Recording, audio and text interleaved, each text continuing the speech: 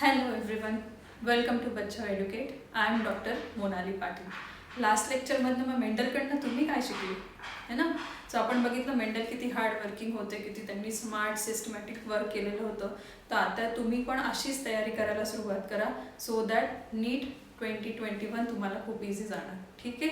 So तुम्ही पण systematic planning केलं आणि हार्डवर्क करायला सुरुवात केली, स्मार्ट वर्क करायला सुरुवात केली तर तुम्हाला यश नक्कीच मिळेल. हेच इन्स्पिरेशन तुम्हाला मेंडलकडनं मिळालं असेल ना. ठीक आहे. तुम्ही लॉकडाऊन करता एन्जॉय करतच असाल, मस्तपैकी सुट्ट्या करतायत, घरीच आहात. घरी असताना त्याच्यासोबतच आपण थोडासा अभ्यास पण करूया. ठीक आहे. सो लास्ट इयर इन 2019 ह्या युनिटवरती 5 क्वेश्चन्स होते. नीटमध्ये किती क्वेश्चन्स आले ते 5 questions are only from this chapter, that is nothing but inheritance and variation.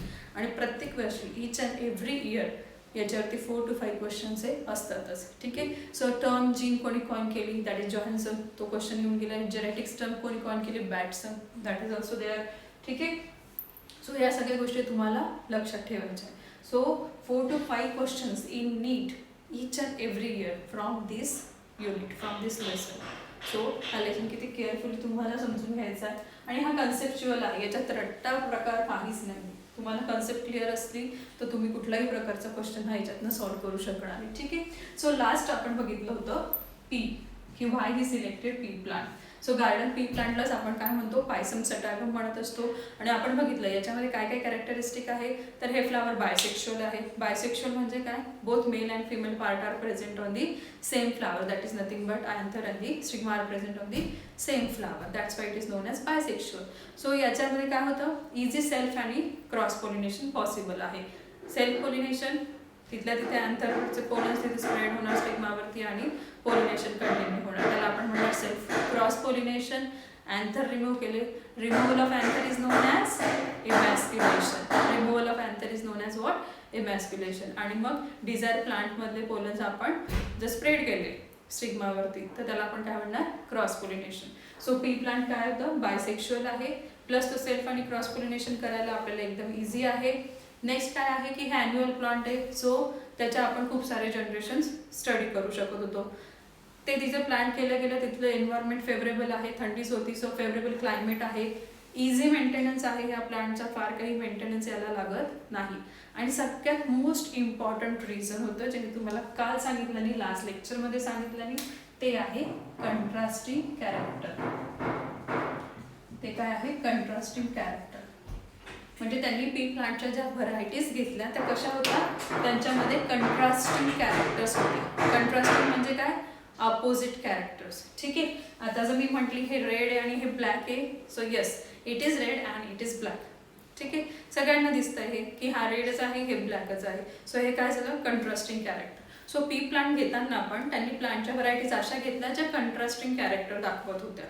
ठीक आहे. असं नव्हतं की हा रेड आहे आणि दुसरा आहे स्लाइटली रेड, त्याच्यापेक्षा लाईट रेड आहे, मग कन्फ्युजन क्रिएट होतं. आणि मुलांमध्ये तर जास्तच होतं, कलर शेड्स मुलांना कळत नाही.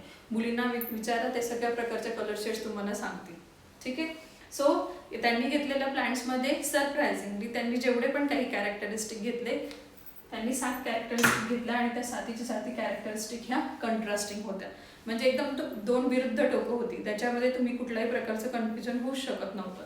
समजा प्लांटची हाईट घेतली, मी याला म्हटलं टॉल, तुम्ही म्हटलं कशावर नाही टॉल आहे, पण मी इथे दुसरं प्लांटची हाईट दिली तुम्हाला तर तुम्ही म्हणाल yes it is tall, it is dwarf, it is short one. So no confusion.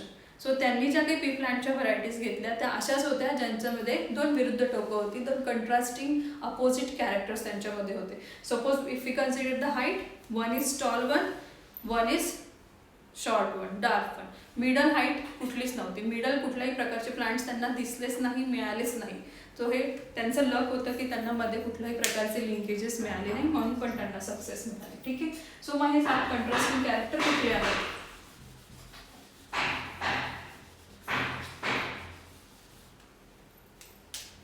So इकडे आपण कॅरेक्टर. कॅरेक्टर म्हणजे काय, feature, particular feature. So first one is height of plant. First one is height of plant. So त्यांना कुठले traits observe झाले, one is tall and second one is dark. No middle height. ठीक आहे, एक plant खूप हायटेड आहे, दुसरं directly शॉर्टच आहे. मध्ये कुठल्याही प्रकारचे इंटरमिजिएट हाईटचे प्लांट्स त्यांना मिळाले नाही. Second characteristic, flower position axial and terminal. Axial म्हणजे काय, जे साईड ब्रांचेसला, साईड ॲक्सिसला जर फ्लावर्स येत असले तर त्याला आपण म्हणतो ॲक्झियल पोझिशन. टर्मिनल म्हणजे ॲट दी एंड येत असले तर त्याला आपण काय म्हणतो, at the terminal, at the end येत असले फ्लावर तर त्याला आपण काय म्हणतो, टर्मिनल पोझिशन. ठीक आहे. So one is axial, one is terminal. Intermediate, no intermediate here also. Flower colour, one is violet, second one is white.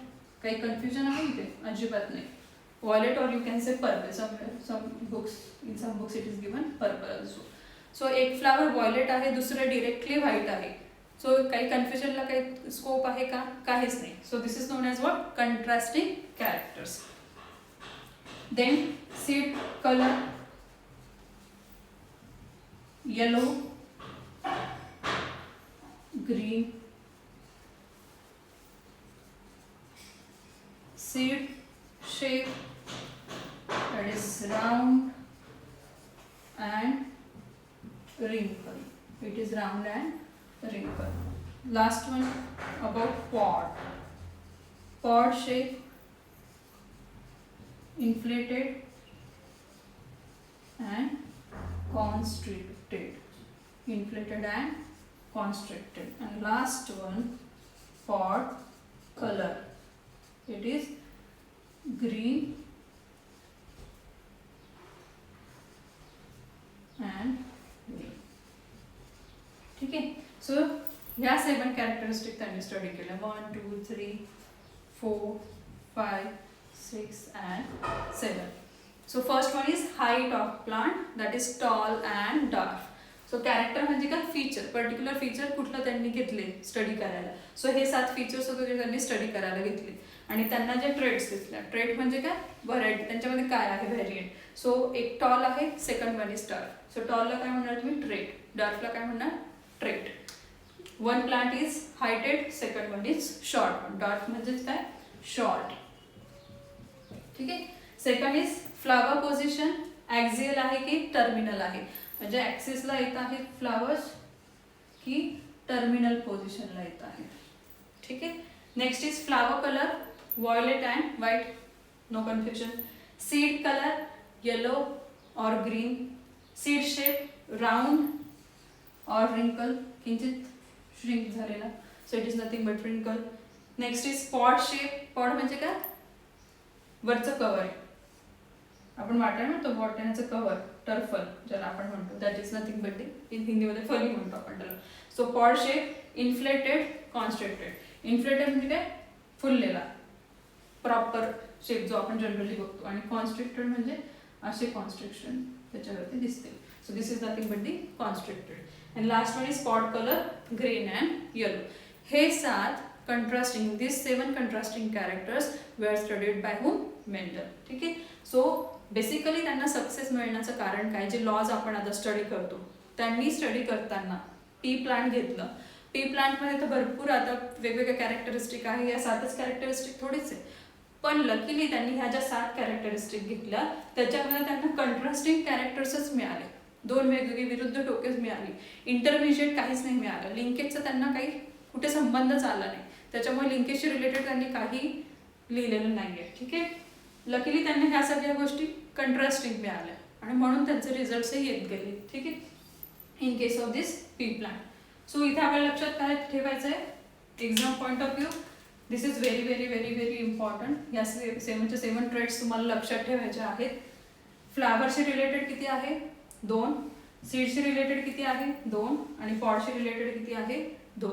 Again MCQ point of view हा पूर्ण टेबल इम्पॉर्टंट आहे, प्लस थेरॉटिकल एक्झामसाठी पण. ठीक आहे. So this 7 characteristics were studied by Mendel and these are the contrasting character. आता आपल्या अंडरस्टँडिंगसाठी आपण याला सिम्बॉल्स देत असतो, दॅट इज टी, आणि कन्फ्युजन होऊ नये म्हणून स्मॉल टी. याला कॅपिटल लेटर्सने अप्पर केस लेटरने आपण दाखवत असतो नेहमी first character, and this character we given it as a lower case letter. So same here A. So likewise. ठीक आहे. So this 7 characteristics are there. त्यांनी जो स्टडी केला, हा स्टडी करताना त्यांनी काय केलं, ट्रू ब्रीडिंग प्लांट घेतले. काय घेतले, ट्रू ब्रीडिंग प्लांट.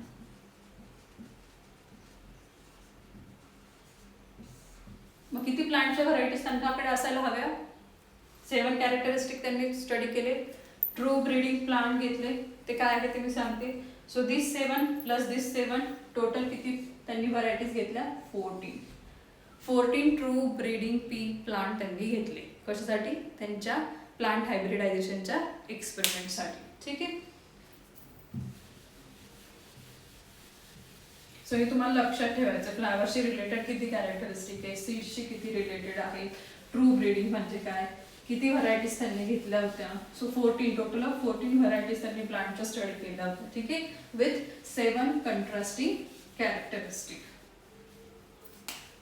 सो आपण म्हटलं ट्रू ब्रीडिंग. ट्रू म्हणजेच काय, खरं, सत्य जे काही आहे. हरिश्चंद्रांना आपण घालतो ते नेहमी खरं बोलायचे.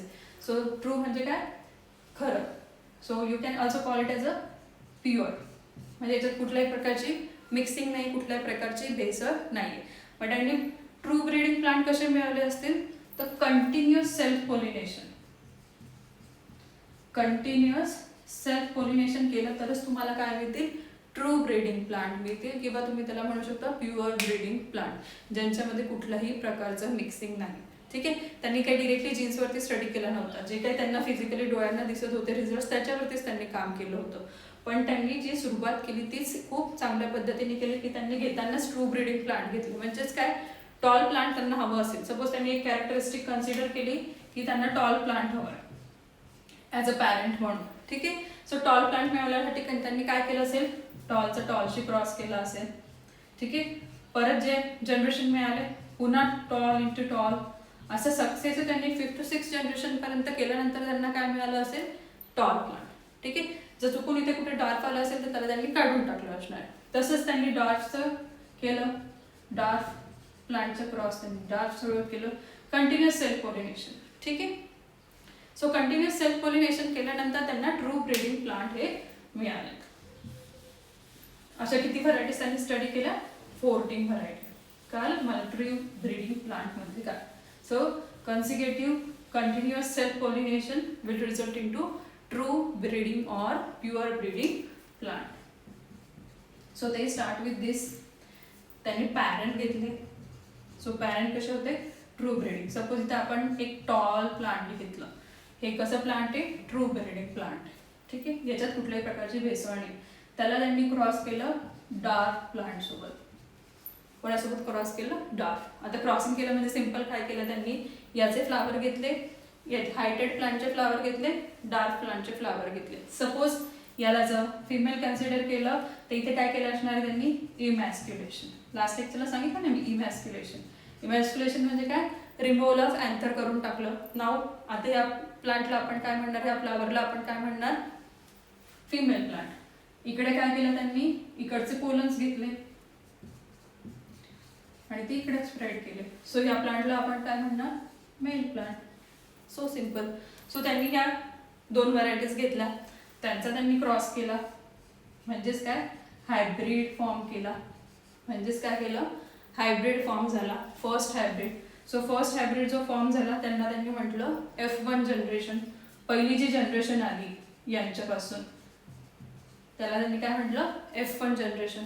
F1 म्हणजेच काय, F stands for filial. It is related to offspring.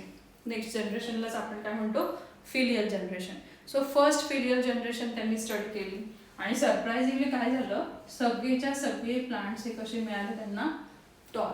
सगळे प्लांट्स कसे होते, टॉल.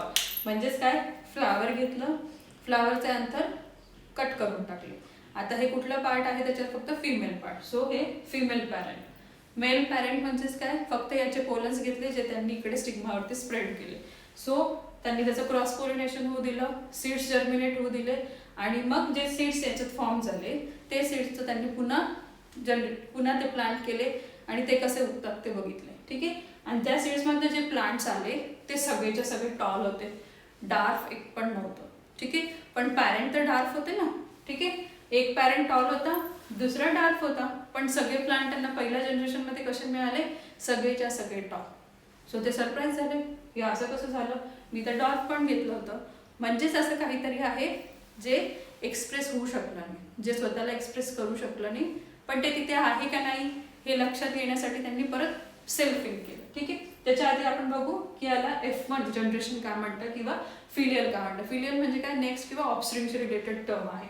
सो याला आपण म्हणणार फर्स्ट फिलियल जनरेशन, याला किंवा आपण म्हणणार फर्स्ट हायब्रिड. ठीक आहे. त्याला इन शॉर्ट आपण म्हणतो F1 जनरेशन. हे आहेत पॅरेंट. सो त्यांनी काय केलं, टॉल पॅरेंट क्रॉस केले डार्क पॅरेंट सोबत, आणि त्यांना पहिल्या जनरेशनमध्ये काय ऑब्झर्व झालं, जेवढेही काही प्लांट्स आले ते सगळेच्या सगळे कसे होते, टॉल होते. म्हणजे समवेअर हे कॅरेक्टर काय झालं, सप्रेस झालं. समवेअर हे कॅरेक्टर काय झालं, सप्रेस झालं. ठीक आहे.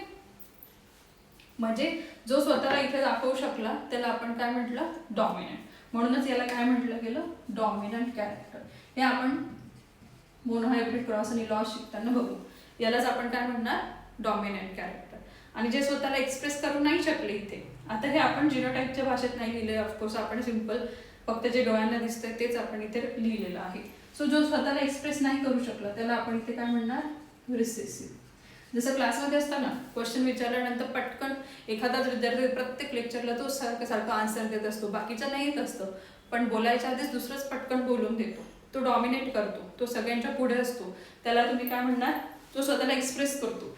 जो एक्सप्रेस करतो त्याला आपण काय म्हणणार, डॉमिनंट. आणि बाकीच्यांना पण येत असतं, बाकीच्यांना आन्सर माहिती आहे, पण बोलायला चान्सेस मिळाला आणि ते दाबले गेले, आणि म्हणून त्याला आपण काय म्हणणार, रिसेसिव्ह. आता हे सिम्पल आपल्याला जाणून घ्यायचं असेल तर आपण इथे लिहू शकतो याचा फॉर्म, जीन्सच्या फॉर्ममध्ये आपण समजा लिहिलं.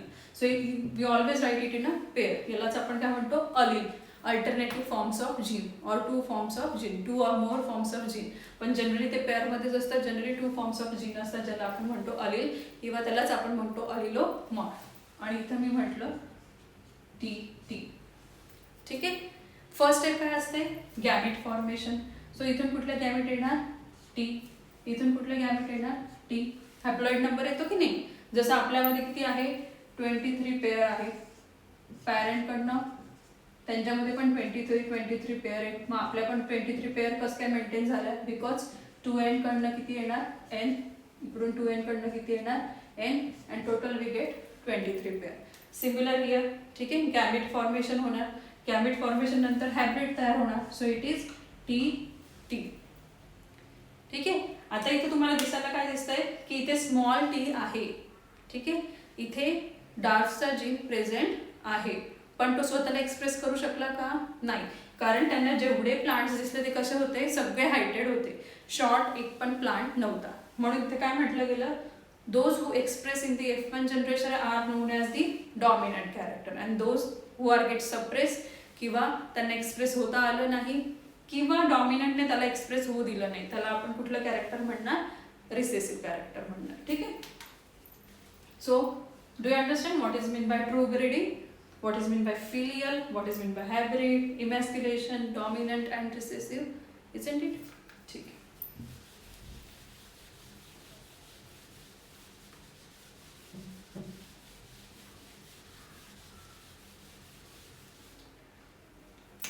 सो आपण बघू आता इनहेरिटन्स ऑफ वन जीन. ठीक आहे. त्यांनी स्टडी करताना काय केलं, सुरुवात करताना त्यांनी ॲट ए टाइम एकच जीन कन्सिडर केलं. ठीक आहे. तेव्हा तर त्यांना जीन ही कन्सेप्ट माहिती नव्हती, पण काहीतरी ट्रान्सफर होतंय हे नक्कीच त्यांच्या लक्षात आलं होतं की पॅरेंट्सकडनं ऑफस्प्रिंगकडे काहीतरी, नेक्स्ट जनरेशनकडे काहीतरी ट्रान्सफर होतंय, ज्याला त्यांनी फॅक्टर नाव दिलं होतं. ठीक आहे. सो आपण आता बघू inheritance of one gene. One gene म्हणजेच काय, त्यांनी ॲट ए टाइम फक्त एकच कॅरेक्टर लक्षात घेतलं. आपण बघितलं 7 characters, height of the plant, flower position, flower colour, seed shape, seed colour, pod shape, pod colour. ठीक आहे. इथे त्यांनी स्टडी करताना काय घेतलं, पॉड शेप घेतला असेल तर त्यांनी बाकीचे कॅरेक्टरिस्टिक ऑब्झर्व केलेच नाही. त्यांनी नोट डाऊन करताना ॲट ए टाइम एकच कॅरेक्टरिस्टिकवरती कॉन्सन्ट्रेट केलं, एकच कॅरेक्टरिस्टिकचे रिलेटेड हायब्रिडायझेशन एक्सपेरिमेंट केले. ठीक आहे.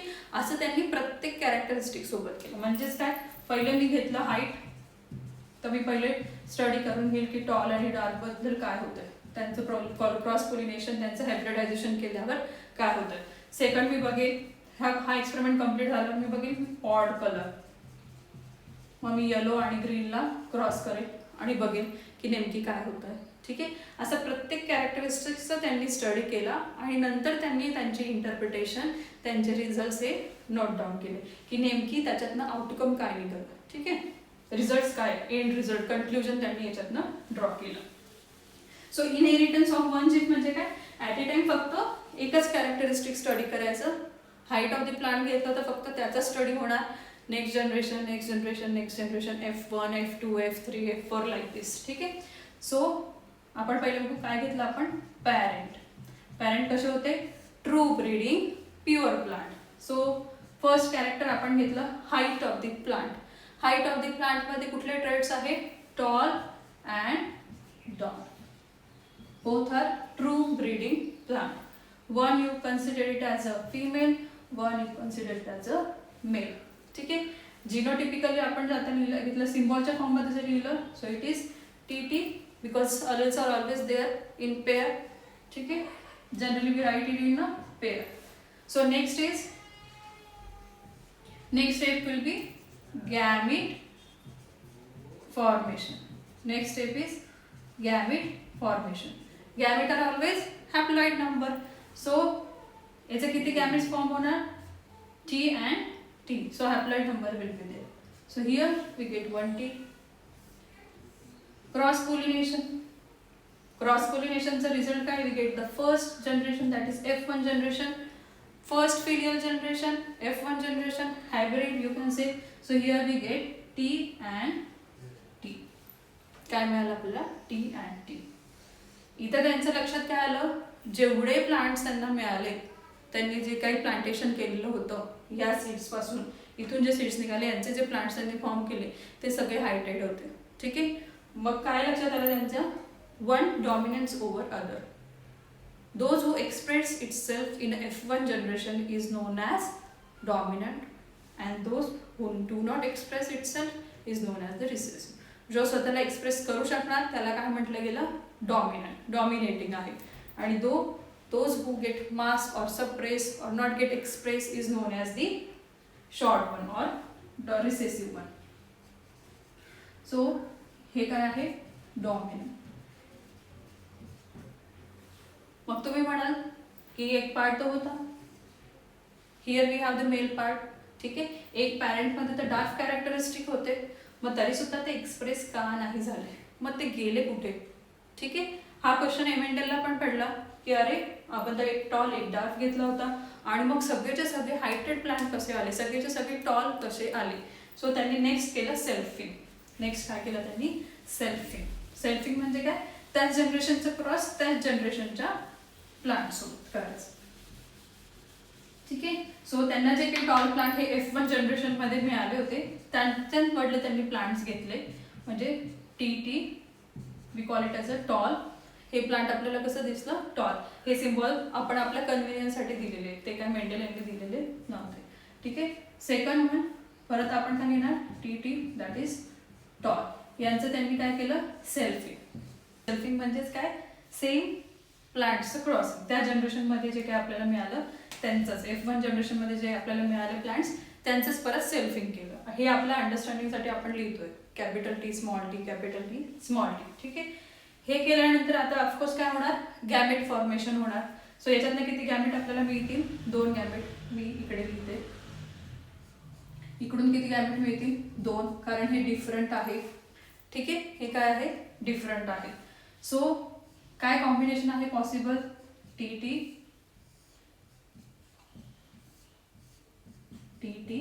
And lower case TT. याच्यात आता कन्फ्युजन होत आहे, म्हणून RC पुनेट हे जे सायंटिस्ट आहे त्यांनी ग्राफिकल रिप्रेझेंटेशनची एक स्कीम दिली. त्यालाच आपण चेकर बोर्ड पण म्हणतो, ज्याच्यामध्ये आपल्याला सिम्पली आपण रिप्रेझेंट करू शकतो. ठीक आहे, सो त्यांनी काय केलं, सिंपल एका साईडला मेल गॅमेट लिहिले, एका साईडला फिमेल गॅमेट लिहिले. ठीक आहे, आणि मग क्रॉस दाखवायला एकदम इझी गेलं. या टेक्निकला आपण म्हणतो चेकर्ड बोर्ड किंवा पुनेट स्क्वेअर. ठीक आहे. सो आरसी पुनेट यांनी ही टेक्निक दिली सो दॅट आपण काही जे काही रिझल्ट आहे जे काही आउटकम आहे त्याचं ग्राफिकल सिम्पल पद्धतीने रिप्रेझेंटेशन करू शकू. ठीक आहे. सो इथे त्यांना काय ऑब्झर्व झालं, आता ही आपली कुठली जनरेशन झाली, F2 जनरेशन. ही कुठली जनरेशन झाली, F2.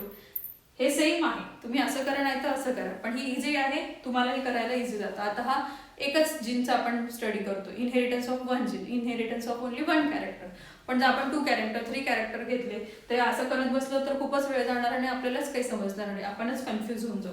त्याच्यामुळे आपण ही टेक्निक वापरतो which is given by RC Punnett. It is also non as checker board technique. ठीक आहे. सो आता तुम्हाला जर काढायचं असेल की हे गॅमिट किती आले, सो हे गॅमिट कसं काढायचे, किती पॅरेंट्स आहे, किती कॅरेक्टरिस्टिक तुम्ही स्टडी करताय ते, किती कॅरेक्टरिस्टिक घेतलं. आता आपण इथे एकच कॅरेक्टरिस्टिक घेतली that is height of the plant. म्हणजेच किती गॅमिट फॉर्म होणार, 2 गॅमिट फॉर्म होणार. 2 फ्रॉम ईच पॅरेंट, 2 इकडे लिहायचे 2 इकडे लिहायचे आणि मग पॉसिबल कॉम्बिनेशन बघायचे. आता इथे काय झालं, हे कुठलं आहे, टॉल. हे कुठलं आहे, टॉल. हे कुठलं आहे, tall. And this one is dark. Selfing केल्यानंतर जी सेकंड जनरेशन मिळाली, जी F2 जनरेशन त्यांना मिळाली, त्याच्यात काय लक्षात आलं की एक पॅरेंट हा तर गायबच झाला होता ना. F1 मध्ये तर कोणीच डार्क नव्हतं. F1 मध्ये आपल्याला कुठलं शॉर्ट प्लांट मिळालं का, नाही, अजिबातच नाही. सगळेच्या सगळे कसे होते, टॉल होते. पण आता परत इथे त्यांना सरप्राईज मिळालं नव्याने की एक प्लांट त्यांना आउट ऑफ 4, हा एक रेशो आहे. असे त्यांनी 1000-10,000 प्लांट स्टडी केले, त्याच्यातनं त्यांनी तो रेशो पडला. ठीक आहे. 4 प्लांट पैकी किंवा 4 कॉम्बिनेशन पैकी एक कॉम्बिनेशन कसं येत आहे, डार्क, कम्प्लिटली डार्क प्लांट. ठीक आहे. एक प्लांट कसं आहे, कम्प्लीट डार्क. उरलेले 3 कसे निघाले, टॉल. किती रेशो आला त्यांचा इथे, 3:1. हे रेशो वगैरे आपण नेक्स्ट सेशन मध्ये बघूया. ठीक आहे. सो 3 प्लांट त्यांना टॉल मिळाले. ठीक आहे. आणि 1 प्लांट हे पॅरेंट सारखे होते. पॅरेंट कोण होते, प्युअर डार्क प्लांट होते. त्यांच्यासारखं सेम टू सेम दिसणारा इथे त्यांना एक प्लांट मिळाला. ठीक आहे. म्हणजेच त्यांना याच्यातनं काय कळालं की पॅरेंट पासून नेक्स्ट जनरेशन मध्ये कंटिन्युअस काहीतरी पास ऑन होत आहे. कंटिन्युअस पास ऑन कॅरेक्टरिस्टिक काहीतरी पास ऑन होत आहे. त्याच्यामुळेच हे एक्सप्रेशन झालं. ते जर गायब झालं होतं, F1 मध्ये दिसतच नव्हतं, म्हणजेच गायब झालं होतं. ठीक आहे. मग ते अचानकपणे कुठून आलं, हे अचानक नाही आलंय, म्हणजेच काय, काहीतरी ट्रान्सफर होतंय. आता आपल्याला माहिती की जीन ट्रान्सफर होतं, सिम्पल आहे, एवढं का. पण तेव्हा त्यांना माहिती होतं का, नाही. प्लांट्स बघून ते हे सगळं स्टडी, हे सगळे रेकॉर्ड करत होते. ठीक आहे. सो F1 मध्ये जे गायब झालेले कॅरेक्टर असते ते जे अजिबात दिसत नव्हते ते F2 मध्ये दिसत आहेत जेव्हा त्यांनी सेल्फिंग केलं. म्हणजेच काय, ते कॅरेक्टरिस्टिक पहिल्यापासून तिथे प्रेझेंट आहे, ते पास ऑन होतं आहे. जे स्वतःला F1 मध्ये एक्सप्रेस करू शकले नाही त्याला आपण काय म्हटलं, डॉमिनंट. जे स्वतःला एक्सप्रेस करू शकले नाही त्यांना म्हणायचं रिसेसिव्ह. जे स्वतःला एक्सप्रेस करू शकले त्यांना आपण म्हटलं डॉमिनंट. ठीक आहे. आणि रिसेसिव्ह कॅरेक्टर पुन्हा एक्सप्रेस झालं कधी, F2 जनरेशनमध्ये. कधी एक्सप्रेस झालं, F2 जनरेशनमध्ये. सो हे सगळं स्टडी कोणी केला, मेंडल यांनी स्टडी केला.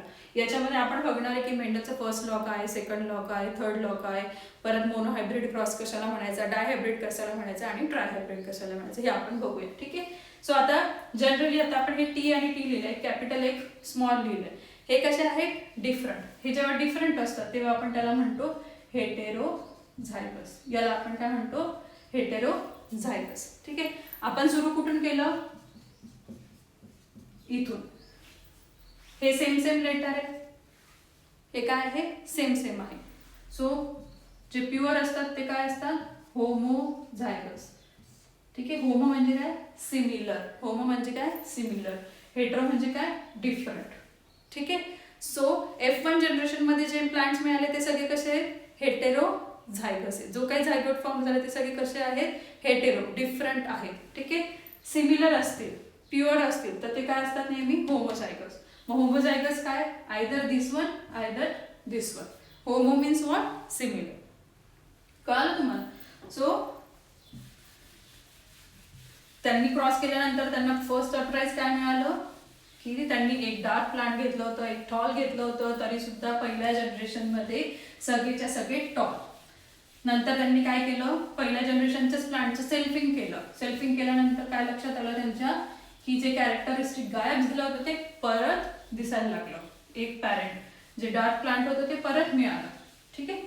आउट ऑफ 4 म्हणजे 1/4 जे आहे ते एका पॅरेंट सारखे दिसत होते म्हणजेच डार्क, आणि 3/4 जे आहे ते टॉल होते. ठीक आहे. म्हणजेच हे कॅरेक्टरिस्टिक पॅरेंट्स कडनं कोणाकडे आले, ऑफस्प्रिंग कडे येतात. कधी ते एक्सप्रेस होऊ शकतात, कधी एक्सप्रेस होऊ शकत नाही, आणि त्यांनाच त्यांनी म्हटलं फॅक्टर. त्यांनाच त्यांनी काय म्हटलं, factor. Some factors are there which transfers from one generation to the next generation. ठीक आहे.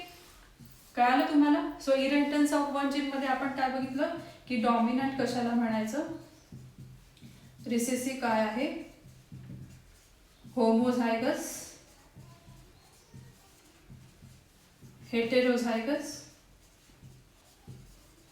what is meant by F1, what is meant by factor, what is meant by F1, F2 and selfing, and in addition to that what is meant by pure line. ठीक आहे. Pure breeding plant, true breeding plant काय असतं, या सगळ्या concept लक्षात आलं. Dominant म्हणजे काय, F1 जनरेशन मध्ये जो दिसतो, जो स्वतःला एक्सप्रेस करू शकतो. ठीक आहे. जो मॉनिटर असतो क्लासचा, किंवा तुम्ही म्हणाल की जो सतत आन्सर देत असतो प्रश्नांची, बाकीच्यांना आन्सर येत असतात पण सतत तोच उठून उभा राहतो, त्याला तुम्ही म्हणणार डॉमिनंट. जो एक्सप्रेस होत नाही त्याला तुम्ही म्हणणार रिसेसिव्ह. जो एक्सप्रेस होत नाही किंवा ज्याला एक्सप्रेस होऊ दिलं जात नाही त्याला तुम्ही काय म्हणणार, simple recessive. Homozygous same like capital TT और small TT. It is known as homozygous, pure. Hetero means what, hetero means different, like this capital T small t. ठीक आहे. F1 म्हणजे काय, क्रॉस केल्यानंतर जी पहिली जनरेशन मिळते त्याला तुम्ही म्हणणार F1 generation, first filial generation. F2 selfing केल्यानंतर तुम्हाला जी जनरेशन मिळते त्याला तुम्ही काय म्हणता, F2. ठीक आहे. सेल्फिंग म्हणजेच काय, crossing of the same generation. एकाच जनरेशन मिळाले, ज्या प्लांट्स मिळाले त्यांचंच फर्दर क्रॉसिंग करायचं. आणि प्युअर लाईन म्हणजे काय, कम्प्लिटली प्युअर, ज्याच्यामध्ये कुठल्याही प्रकारचं कॅरेक्टरिस्टिक्सचं मिक्सिंग नाही, complete homozygous true breeding plant. ठीक आहे. हे कसे मिळणार तुम्हाला, सक्सेसिव्ह सेल्फ पोलिनेशन केल्यानंतर. ह्या सगळ्यांच्या डेफिनेशन्स, या सगळ्यांचे रिलेटेड क्वेश्चन्स वगैरे सगळे आपण अपकमिंग प्रेझेंटेशनमध्ये बघणार आहोत की थेरॉटिकल एक्झामसाठी, बोर्ड एक्झामसाठी कसे क्वेश्चन्स येतील. ठीक आहे. MCQs कुठले रेज होतील हे सगळं आपण बघणार आहोत. सो तुम्हाला लक्षात ठेवायचं आहे आजच्या सेशनमधनं ह्या सगळ्या टर्म्स प्लस की 7 कॅरेक्टरिस्टिक पी प्लांटच्या कोणत्या कोणत्या होत्या, आणि how many varieties they selected, 14 different varieties of pea plant they take for their experiment. ठीक आहे. सो होप तुम्हाला हे लेक्चर समजलं असेल. तुमचे कमेंट्स मला नक्की कळवा, तुम्हाला समजतंय, तुमचे काही डाऊट्स असतील ते पण कळवा. आपण नेक्स्ट लेक्चरमध्ये बघणार आहोत कुठले कुठले मेंडल्सचे लॉ आहेत आणि क्रॉस काय आहेत. ठीक आहे. Bye bye.